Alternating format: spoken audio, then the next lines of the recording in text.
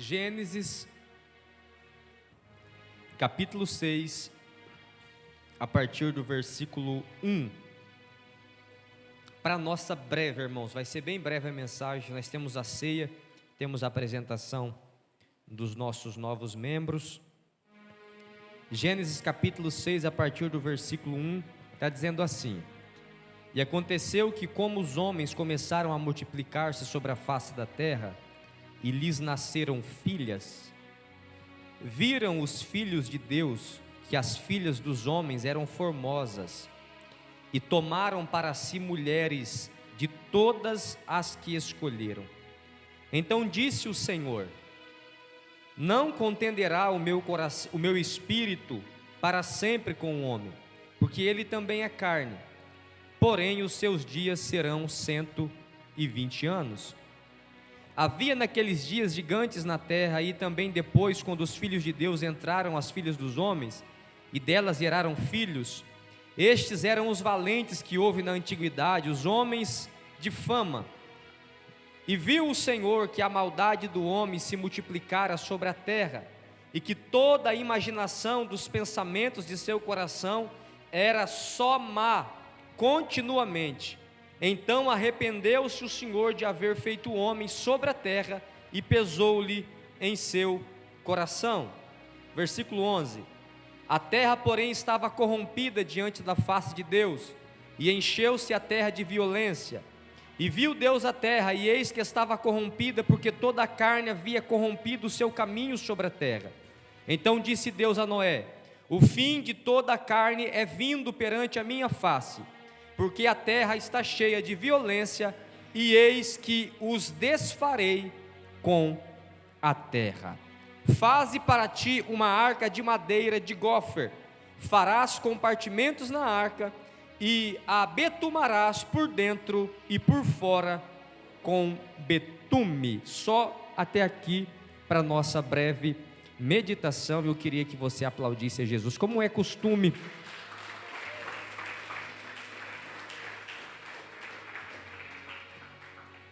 Irmãos, o capítulo 6 de Gênesis, ele tem algumas verdades que eu queria compartilhar com vocês aqui esta noite. A primeira verdade que nós vamos encontrar aqui no capítulo 6 é que a corrupção da humanidade começa depois que os filhos de Deus viram que as filhas dos homens eram bonitas e formosas e foram se relacionar com elas. É isso que o texto está dizendo. E os filhos de Deus viram as filhas dos homens que eram formosas e foram se relacionar com ela. Começa aqui o problema está aqui.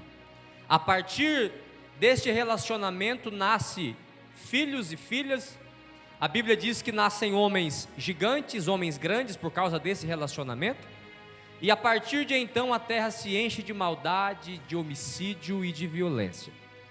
Qual que é a lição que nós temos que tirar daqui? Primeiro, os filhos de Deus aqui na Bíblia está falando com certeza, segundo aquilo que eu entendo, segundo a minha perspectiva bíblica, dos descendentes de Sete, filhos de Deus, homens que tinham relacionamento com Deus. As filhas dos homens, preste atenção, a Bíblia diz filhos de Deus e filhas dos homens. A Bíblia não diz filhas de Deus também, não, filhos de Deus e filhas dos homens. A Bíblia está falando de os povos de Deus que começam a se relacionar com um povo que não era de Deus. Um povo santo que começa a se relacionar com um povo que é profano. É isso que a Bíblia está tentando nos mostrar. Filhos de Deus olharam, viram que aquelas mulheres eram bonitas, e eles então foram se relacionar com elas. Anote algo no teu coração: toda vez que o santo se mistura com o profano, dá problema. Eu vou repetir: toda vez que o santo se mistura com o profano, vai dar problema. É por isso que a Bíblia nos manda ser separados. É por isso que a Bíblia nos manda a sermos santos. É por isso que a Bíblia nos ensina a andar em santidade, a viver em santidade. Por quê? porque todas as vezes que há uma união entre aquilo que é santo e aquilo que é profano, tragédias começam a acontecer, violência começa a acontecer. O texto diz que a consequência disso foram anormalidades, homens gigantes nascendo. Não foi Deus que quis criar homens gigantes. A Bíblia diz que foi a partir desse relacionamento que vai nascer estes homens. A Bíblia vai dizer que a terra vai se encher de violência. Por quê? Porque o santo se misturou com o profano. Quando eu falo profano, eu não estou dizendo que você não pode se relacionar ou ter amizade com pessoas que não é cristã. Não é isso que eu estou falando. Eu estou falando em você querer viver como eles vivem, andar como eles andam, se misturar ao ponto de você olhar eles como padrão para a sua vida. Aí não dá. Você foi lavado, você foi remido pelo sangue do Cordeiro, glória a Jesus. Você foi separado para viver uma vida santa e irrepreensível. Detalhe, a Bíblia diz que as filhas dos homens eram formosas. Nem tudo aquilo que agrada aos olhos faz bem para o espírito. Diga para o teu irmão, nem tudo aquilo que agrada aos olhos faz bem para o espírito. A Bíblia diz que elas eram lindas, mas não tinha relacionamento com Deus. Eu não estou falando das irmãs, eu estou falando dessas mulheres aqui. Serve para homens também. Quantas pessoas que não se casaram só pela aparência e quebraram a cara, porque olharam o exterior e falou, é com essa que eu vou casar. Olhou o exterior e falou, é com esse que eu vou casar, quando na verdade a gente deveria olhar valores e princípios, glória a Jesus. Aqueles homens olhou, falou, é lindo, mas não tem Deus. É maravilhoso, mas não tem Deus. É belo, mas não tem aliança com Deus Todo-Poderoso. Nem tudo aquilo que brilha é ouro, cuidado. Talvez vai agradar os seus olhos, mas vai desagradar a tua alma e vai desagradar o teu coração. Lembra de Ló? Abraão olhou para Ló e falou, Ló, escolhe o lugar que você quer ir. Se você escolher a esquerda, eu vou para a direita. Se você escolher a direita, eu vou para a esquerda. Olha o que Ló fez. Olhou para um lado, olhou para o outro, e ele viu um lugar bonito, verde, com rios, lindo, que frutificava. Ele falou, sabe, Abraão, já que você me deu a opção de escolha, eu vou para lá, porque lá é bonito, lá tem rio, lá tem árvores. Sabe para onde ele estava indo? Para Sodoma e Gomorra. Era lindo, era maravilhoso, mas lá no meio era profano. Cuidado, nem tudo aquilo que agrada aos seus olhos agrada os olhos de Deus. Nem tudo aquilo que faz bem para o teu olho vai fazer bem para o teu relacionamento com Deus. Para de julgar as coisas pela aparência. Para de ficar julgando situações pela aparência. Eles olharam, é linda demais, mas não tinha pacto com Deus, não tinha relacionamento com Deus. Nem tudo aquilo que agrada aos meus olhos vai fazer bem para a minha alma, nem tudo aquilo que agrada aos meus ouvidos vai fazer bem para a minha alma. O que a serpente falou para Eva deveria ser palavras extraordinárias, porque serpente que fala não é bonito, ou é? Serpente falante dá medo, sem falar já põe medo, né, Marquinhos? Você imagina falando com você. Então, para Eva não correr, ela deveria ter uma voz muito aveludada, ela deveria ter uma forma de chegar com muita habilidade. Agradou os ouvidos de Eva. Aí ela olha para o fruto, a Bíblia diz que ela viu que era desejoso aos olhos. Olha o que aguçou o olho, eu vou pegar, eu vou me alimentar. Quebrou a cara de novo. Deixa eu dizer para você esta noite, não ande pelos olhos humanos, ande pelos olhos da fé. Glória a Jesus. Eu quero que você dê um glória, porque nós somos pentecostais, aleluia. Não ande pelos olhos da terra, ande pelos olhos do Deus Todo-Poderoso. Talvez não agrada tanto o olhar, mas é o que Deus tem para a tua vida, é o que Deus tem para você, vai te abençoar lá na frente. Não ande pela vista, irmãos. Eles viram, olharam, achou bonito, é essa que eu vou casar, é esse que eu vou casar. A Bíblia diz que por causa disso, a violência começa a aumentar, a violência começa a reinar. A Bíblia diz que por causa desse relacionamento entre estes homens e estas mulheres, a Bíblia diz que a terra se encheu de maldade, a terra se encheu de violência, a terra se encheu de engano. Eu quero que os irmãos prestem atenção naqueles dias. A terra se encheu de maldade, a terra se encheu de violência, e que vocês olhem os dias de hoje, como é que está a terra cheia de maldade, a terra cheia de violência, a terra cheia de pecado. Você sabe o que eu fiquei impressionado? É que o texto diz, e Deus viu, é assim que o texto está dizendo, e Deus viu que a imaginação do homem era continuamente má, o pensamento era mau, a imaginação era mal e as práticas eram má, mas o texto diz, e Deus viu. O que isso está dizendo, pastor Douglas? É que as pessoas pensam que Deus criou o mundo, deu corda no mundo e deixou o mundo à la vontade, faz o que vocês querem. Não, quando Deus vê o mundo se corrompendo, a Bíblia diz que vai pesar o seu coração e Ele vai interagir, Ele vai intervir. Sabe o que é isso? O mundo não está no controle do maligno, o mundo está no controle de Deus. Deus não abriu mão do mundo, o homem pecou contra Deus, mas a Bíblia diz que Deus viu, Deus notou, Deus observou e falou, eu vou agir, eu vou fazer alguma coisa. Ei, Deus não perdeu o controle da humanidade. Mas e a violência, pastor? Deus está vendo, e Ele não vai fazer nada? Vai, no tempo certo, na hora certa, as mãos do Deus Todo-Poderoso vai agir com justiça, porque Deus vê. As pessoas pensam que Deus deu corda no mundo assim, que nem aqueles bichinhos, e deixa o mundo girar. Não, você fala o que você quer da tua vida. Não, Deus está vendo, Deus está olhando, Deus está observando. E a violência, Deus está vendo também. Homicídio em cima de homicídio, Deus está vendo também.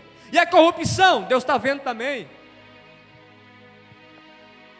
E as tragédias, Deus está vendo também. E as mentiras, Deus está vendo também. É por isso que a Bíblia diz que vai ter o grande dia do Senhor.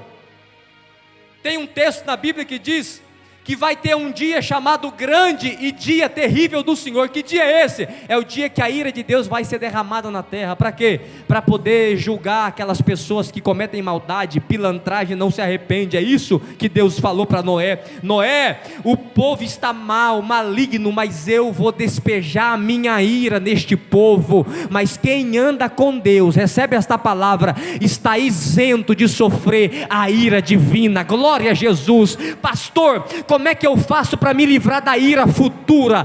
Faça que nem Noé, ande com Deus, viva com Deus, ame a Deus, se apaixone por Ele, viva para Ele, Ele vai te proteger. Recebe esta palavra em nome de Jesus, aleluia.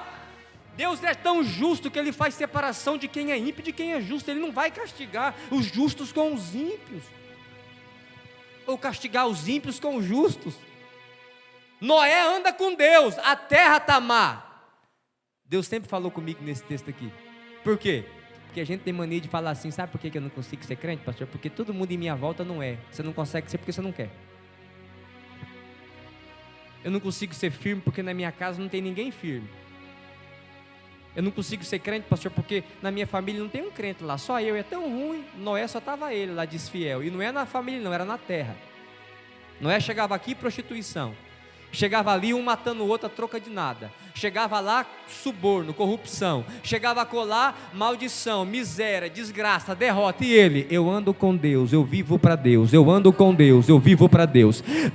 10.000 cai de um lado, 10.000 do outro, eu estou com Deus, eu vivo com Ele, eu vivo para Ele, eu não dependo da maioria. Eu já preguei isso para vocês, nós não somos produto do meio, não, nós somos servos de Deus, independente de quem tiver à nossa volta, você tem autoridade para dizer, eu decido andar com Deus, é uma decisão pessoal, eu decido viver para Deus, eu decido viver. Mas a gente não, a gente sempre quer colocar a culpa em alguém. O senhor já viu o Mauá? Como é que é o Mauá? Como é que a gente é fiel no Mauá? No Floresta? No Sarandi? Morte toda hora? Droga toda hora? Como que a gente vai fazer para se livrar? Olha o nível de prostituição, olha o nível de adultério, olha o nível de mentira. Como é que eu faço? Faz que nem Noé. O texto diz: Noé andou com Deus. Eu não tenho nenhum amigo crente na minha família. Ande com Deus, glória a Jesus. Eu não tenho ninguém para sentar na mesa para falar de Deus. Fala direto com Ele, você tem autoridade para isso. Anda com Ele, recebe esta palavra em nome de Jesus. Anda com Deus, a decisão é tua. A Bíblia diz que Enoque andou com Deus, Noé andou com Deus, e os dois, Enoque foi transladado, Noé foi preservado, ou seja, nenhum dos dois sofreu os danos do dilúvio. Por quê? Porque andava com Deus. A tua família não será atingida, a tua casa não será atingida, no nome de Jesus. Mas a decisão é tua, meu irmão, a decisão é tua. A gente vive colocando a culpa nos outros, a gente vive falando que as coisas não dão certo por causa dos outros, quando na verdade a gente tem que entender que andar com Deus é uma decisão pessoal. Noé decidiu andar com Deus, o mundo era corrupto, o mundo era corrompido, mas ele falou: eu quero andar com Deus, eu quero viver para Deus, e Deus está olhando no mundo lá de cima. Eu não vou deixar como é que está não. Irmão, você acha que essa violência contra as crianças, contra a mulher, contra qualquer pessoa indefesa, você acha que essa corrupção na política, independente do lado, você acha que toda essa situação Deus não está vendo não? A Bíblia diz que Deus viu. A Bíblia diz que Deus viu que a terra estava maligna e falou: eu vou julgar. Haverá um dia de prestação de conta. Um dia Deus vai julgar aqueles que era culpado e passou a vida inteira com cara de inocente. Tomara que aqui não tenha. Se tiver, hoje é noite de arrependimento. A Bíblia diz que Deus não tem o culpado por inocente. Deus não tem o culpado por inocente. Deus olha, Deus vê a maldade, Deus vê a indiferença, Deus vê a injustiça, e Deus não se agrada disso. Toda vez que Deus vê alguém sendo passado para trás, você sabia que nesse momento tem gente que está presa sem ter cometido crime nenhum? Você sabia que o primeiro homem a ser condenado à morte, ele foi condenado à morte, o primeiro homem, ele não devia? Quase 100 anos depois dele ter sido executado, que foram ver que ele não devia nada. Pessoa que morreu injustamente. Você sabia que tem pessoas que é difamado pelos outros, e ele se passa como se fosse uma coisa que ele não é? Era isso que estava acontecendo nos dias, maldade, imaginação má. Mas o texto diz: e Deus viu. Eu vim dizer, Deus está vendo, glória a Jesus. A balança de Deus não é cega não, a balança de Deus é justa. Deus está vendo, e é uma profecia para alguém aqui. Há um tempo de justiça chegando na tua vida. Deus vai fazer justiça. Você recebe esta palavra. Deus está vendo, Deus está vendo.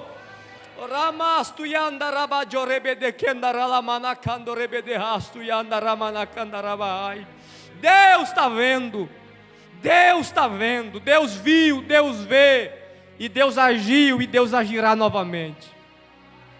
Deus não toma o culpado por inocente. Deus sabe quem é quem, Deus está vendo. O mundo não está perdido, desgovernado, sem ninguém para controlar. Tem Deus dizendo: na hora certa eu puxo a rédea, na hora certa eu puxo o anzol, na hora certa a minha mão pesa, na hora certa eu faço justiça. O apóstolo Paulo falou: não vos vingueis a vós mesmo, mas está escrito: a vingança pertence ao Senhor, a Ele pertence a vingança. Se eu me vingar de você, você pode escapar, mas quando Deus se vinga de alguém, ninguém escapa da mão de Deus. Oh glória, esta palavra de justiça para alguém aqui. Não tem coisa pior do que a gente ser injustiçado. Não tem coisa pior do que você não fazer e falar o que você fez. Não tem coisa pior do que você não ser e falarem que você é. É difícil. É injustiça, e Deus vê, e Deus está no controle.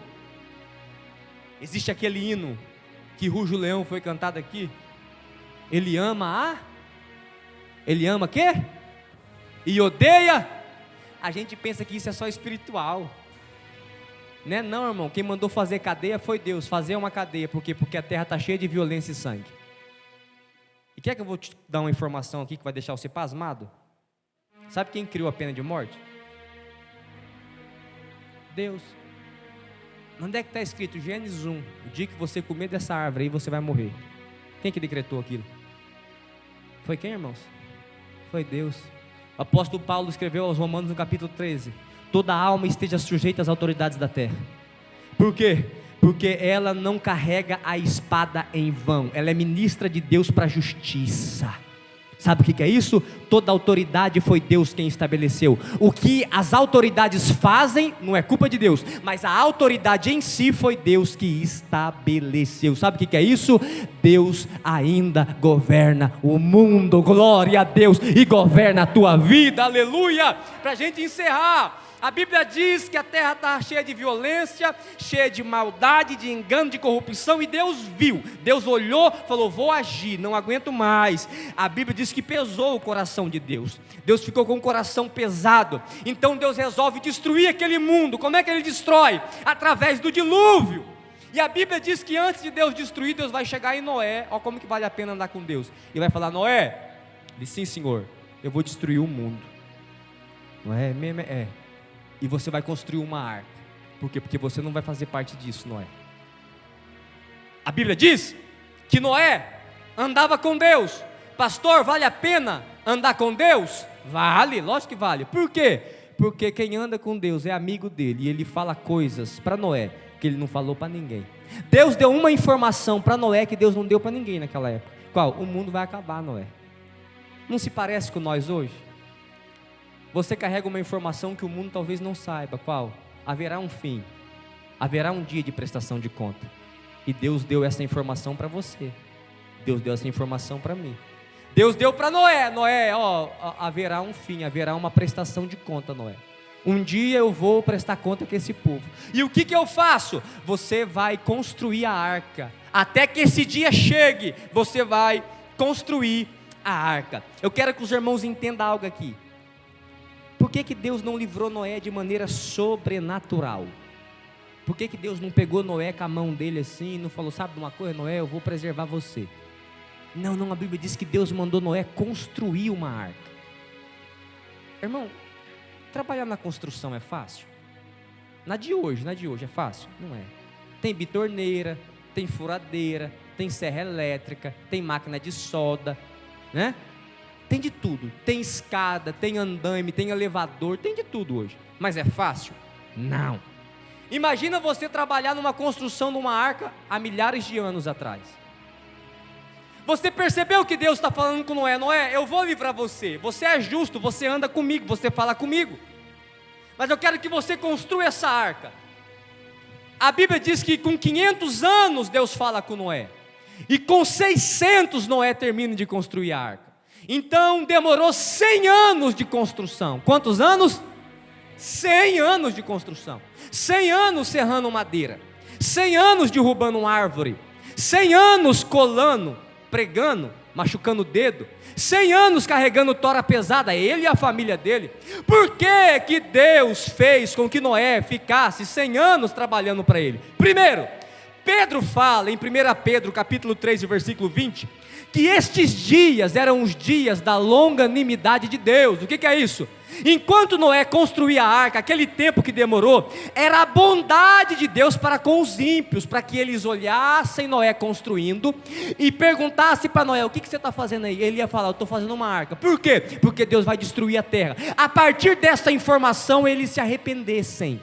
Então este tempo que demorou, 100 anos de construção, é um período de misericórdia, de longanimidade, porque Deus é longânimo. Deus não tem prazer na morte do ímpio, Deus não tem prazer na morte daqueles que morrem sem Ele, sem ter Jesus.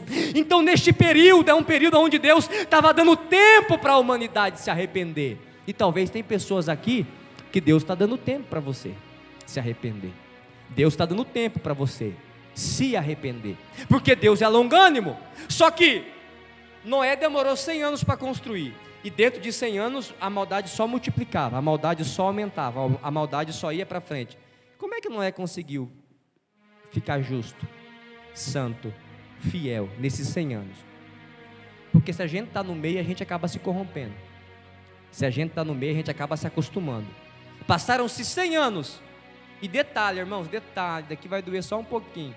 Deus falou com Noé a primeira vez com 500 anos. Depois Deus volta a falar com Noé quando ele tinha 600. Ele ficou a construção da arca todinha sem ouvir Deus falar com ele.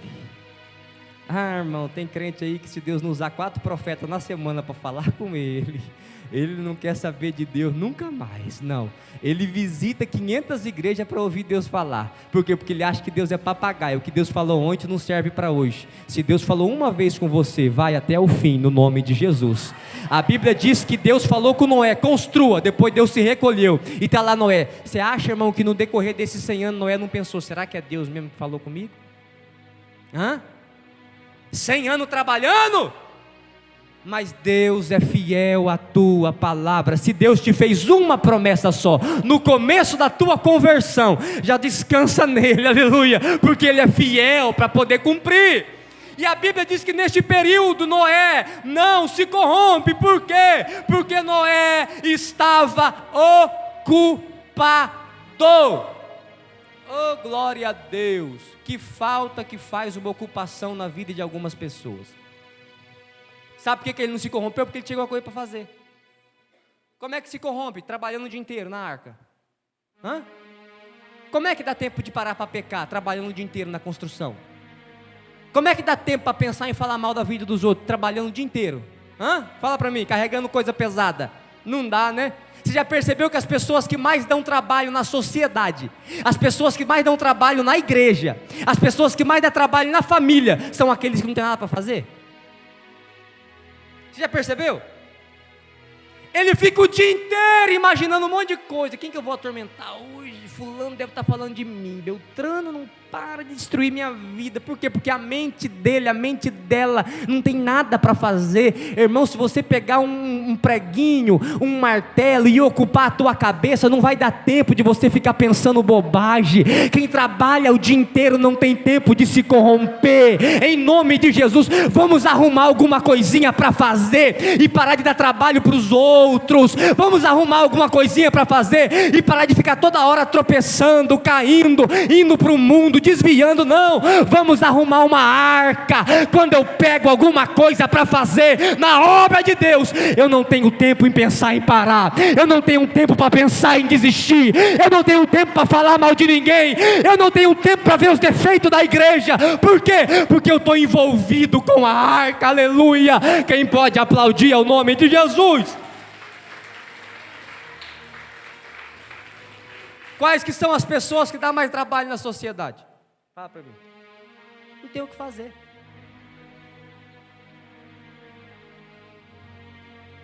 Se tivesse com uma enxadinha na mão, não estava dando trabalho para os outros. Isso daí é tão lindo que Jesus conta a parábola dos trabalhadores, Mateus 20. Eu estou acabando, irmão, fique em paz, meia-noite. Brincadeira. Mateus 20, depois que lê na tua casa a parábola dos trabalhadores, a Bíblia diz que ele conta uma parábola do dono da cidade, da vinha, que vai atrás de trabalhador. Aí ele encontra pessoas ociosas na rua. O que é ocioso? Preguiçoso. E falou, vamos trabalhar na vinha? Vamos embora. Foi. E ele foi achando um monte de gente ocioso, o dia inteiro. O que esses ociosos estavam fazendo? Conversando à toa. Nada para fazer. Aí o que Jesus fez? O que o dono da vinha faz? Vamos botar para trabalhar. Por quê? Porque mente vazia é o quê? Tem esse ditado? Mente vazia é oficina do diabo. Como é que Noé vai ter tempo, irmão, para parar, para pensar em se corromper, se ele ficava pensando, rapaz, amanhã eu tenho que pegar uma tora de quase 500 quilos, meu Deus do céu, só está eu e os meus filhos ali, misericórdia, meu Deus, olha, tem que serrar tanta madeira, eu tenho que juntar animal depois, misericórdia, cuidar de um monte de animal. Ele estava ocupado. Ocupe a sua mente com a obra de Deus. Ocupe a sua mente com a obra de Deus. Nós não somos o centro do universo, que o mundo não gira em torno da gente, não. Vamos fazer alguma coisa, trabalhar trabalhe, se esforce na obra. Irmão, nessa arquinha aqui chamada Terceira Batista Ebenezer tem tanta coisa para fazer. Se você falar, pastor, tem trabalho lá? Irmão, vou ter trabalho para todo mundo aqui, ainda vai faltar trabalhador. Jesus um dia falou, vamos orar para que o dono da seara envie pessoas que não tem nada o que fazer. Não, envie trabalhadores, porque trabalhador está ocupado com a obra de Deus. Eu queria que você erguesse a sua mãozinha. Deus vai te dar trabalho, meu irmão. Deus vai encher a tua vida de fazer, e você vai fazer a obra dele, e não vai se corromper no nome de Jesus. Ele não se corrompe porque ele está trabalhando demais para se corromper.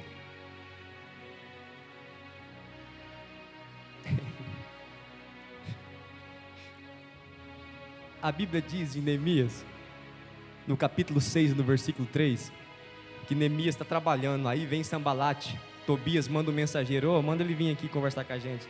Aí ele olha e fala assim, eu não posso ir. Por quê? Porque eu estou fazendo uma grande obra, eu não posso parar. Oh glória! Quando a gente está ocupado, irmão, a gente não tem tempo para se corromper. Eu vou falar de novo, não dá tempo. Não dá tempo, não dá tempo. Eu quero que Deus dê graça para todos nós, e dá um conselho de Deus para a tua vida. Se você quiser permanecer firme até a volta de Jesus, até o tempo em que Jesus determinou para ele voltar, procura alguma coisinha na arca para você fazer. Procura. Não, pastor, não tem nada a ver. Não, tem. Moisés trabalhou no tabernáculo, Noé na arca, Abraão andou a vida inteira atrás de uma cidade que não era humana, era celestial. Aleluia. Os apóstolos morreram construindo igrejas, e quando eu digo igreja, não estou falando de parede, de pessoas. O que é isso? Envolvido com a arca. Aí não dá tempo de olhar para a esquerda, não dá tempo de olhar para a direita, porque eu estou trabalhando, eu estou fazendo alguma coisa. Deus está dizendo para você, não deixa a tua mente desocupada, não, ocupa a tua mente em nome de Jesus, senão o inimigo vai fazer ninho aí, vai ficar colocando seta aí, e quando o inimigo começa a colocar seta, irmãos, é terrível. Por quê? Porque a nossa mente vira um campo minado, ele semeia um monte de porcaria. Você acha que tem pessoas que às vezes não gostam de você, às vezes a pessoa gosta. Você acha que o fulano não vai com a tua cara, mas às vezes vai. Você acha que tudo está ruim, as pessoas estão se levantando contra você, mas às vezes não está. O que é isso, pastor? Ocupação. Quando eu estou ocupado, minha mente está ocupada, meu coração está ocupado, e eu estou fazendo a obra de Deus. Noé termina aquela obra, Deus manda ele entrar, ele entra para dentro, a Bíblia diz que Deus fechou a porta, o dilúvio veio, e ele foi preservado daquela destruição, porque estava trabalhando na obra de Deus. Você vai trabalhar na obra de Deus também, no nome de Jesus. Há uma grande obra para a gente fazer, no nome de Jesus. Fique com esta palavra no teu coração. Queria que você aplaudisse a Jesus Cristo.